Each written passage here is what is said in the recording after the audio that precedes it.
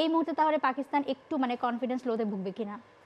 দেখেন পাকিস্তান যেই মানের দল, স্বাভাবিকভাবে টেস্ট ক্রিকেটে বিশেষ করে আমাদের সাথে পাকিস্তানের ডিফারেন্স অনেক গ্যাপ। স্বাভাবিকভাবে পাকিস্তান যাবে ম্যাচ জেতার জন্য, যে কারণে যেমন 200 হারের অপরচুনিটি যেটা বললেন, বিকজ অফ ওরা চেয়েছে শেষ বিকেলে যদি একটা দুটো উইকেট ফেলতে পারে ওইটাই প্লাস পয়েন্ট হতো, কিন্তু ওই অ্যাডভান্টেজটা পায়নি সে বিকজ অফ উইকেট একটা বড় ফ্যাক্টর। পাকিস্তান যে ক্লাসের বলার স্বাভাবিকভাবেই উইকেট থেকে ওই অ্যাডভান্টেজটা কিন্তু পায় নাই। আমাদের ব্যাটসম্যানরাও এখানে ক্রেডিট দিতে হবে, ভালো হ্যান্ডেল করেছে। কিন্তু একটা জিনিস মাথায় রাখতে হবে যে আমাদের কিন্তু পাকিস্তান কিন্তু আবার স্ট্রংলি কামব্যাক করার অপরচুনিটি আছে। পাকিস্তান কিন্তু যে কোনো সময় রিভার্স যদি বল কম হয় তখন কিন্তু আমাদের জন্য একটু ডিফিকাল্ট হবে, তখন কিন্তু আরও টাফ টাইম কামব্যাক করবে। পাকিস্তান জেতার জন্যই যাবে, কিন্তু আমাদের যেই জিনিসটা আর দেখতে হবে পাকিস্তানে কিন্তু এই উইকেটে বোলারদের কিন্তু খুব বেশি কিছু করার নেই আমরা যদি ব্যাটসম্যানটা ভুল না করি। আরেকটা জিনিস দেখবেন পাকিস্তান একটা সময় ছিল ইয়াসির শাহ বলেন, দানেশ কানিরে বলেন, মুস্তাকদের পরের কথা বলতেছি, যেই মানে লেগ স্পিনার ছিল এরকম কোয়ালিটি স্পিনার ছিল, ওদের কাছে কিন্তু ওই কোয়ালিটি স্পিনার নাই, যে কারণে কিন্তু সালমান যেই ধরনের বোলিং করছে অ্যাভারেজ বোলার, ও কিন্তু ওইরকম কোয়ালিটি বোলার না। আমাদের স্পিনাররা উইকেটে যদি একটু টার্নও হয় খুব বেশি অ্যাডভান্টেজ ওখান থেকে নিতে পারবে তা না। আমাদের কিন্তু ফাস্ট বোলিং ওদের যে মেইন স্ট্যান্ড ওটা কিন্তু আমরা হ্যান্ডেল করে ফেলেছি। বসুন্ধরা টিস্যুতে ছাড়ের ছড়াছড়ি, বসুন্ধরা টিস্যু নিয়ে এলো নিশ্চিত ছাড়। আমরা কিন্তু খুব এখন যদি ভুল না করি পাকিস্তানের এই ফাস্ট বোলারদের এখান থেকে খুব বেশি এক্সট্রা অ্যাডভান্টেজ নেওয়ার সুযোগ খুব কম। আমাদের একটা বড় অপরচুনিটি এই টেস্টটা ড্র করার অপরচুনিটি খুব বেশি আমাদের তৈরি হয়েছে।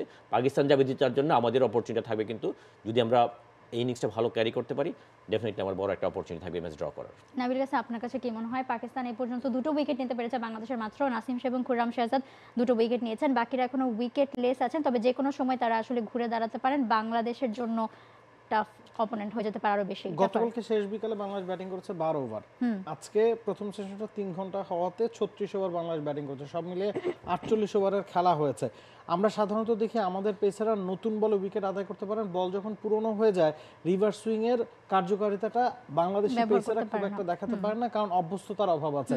আমরা ঘরের মাটিতে যখন টেস্ট ক্রিকেটটা খেলি তখন দেখা যায় যে বল যখন পুরনো হয় দুই প্রান্তে আসলে স্পিনাররাই বল করে থাকে। পাকিস্তানের ক্ষেত্রে কিন্তু আপনি একই কথা খাটবে না।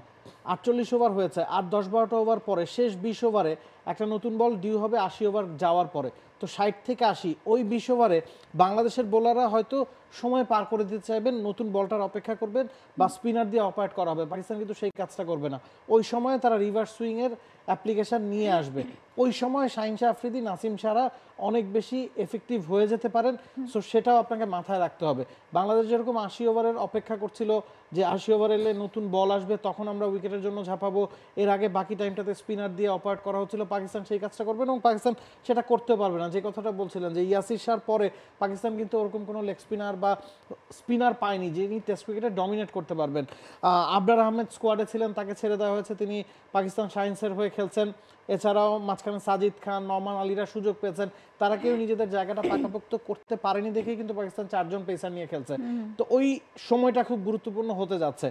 60 থেকে 80 ওভার, ওই 20 ওভারে কি পরিমাণ রিভার্স সুইং আসলে হবে এবং সেটা বাংলাদেশি ব্যাটাররা কতটুকু ট্যাকেল দিতে পারবে সেটা কিন্তু একটা প্রশ্ন থাকছেই।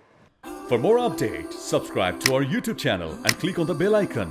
Follow us on Facebook and Instagram. Download T-Sports app to enjoy exciting games and highlights. Visit tsports.com.